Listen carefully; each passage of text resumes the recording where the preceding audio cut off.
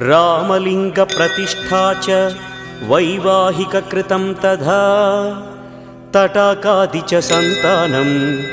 एकबिल्वं शिवार्पणम् अखण्डबिल्वपत्रं च आयुतं शिवपूजनं कृतं नाम सहस्रेण एकबिल्वं शिवार्पणम् उमया सह देवेश नन्दिवाहनमेव च भस्मलेपनः सर्वाङ्गम् एकबिल्वं शिवार्पणम् सालग्रामेषु विप्राणां तटाकं दशकूपयोः यज्ञकोटिसहस्रस्य एकबिल्वं शिवार्पणम् दन्तिकोटिसहस्रेषु अश्वमेधशतक्रतौ कोटिकन्या महादानम् एकबिल्वं शिवा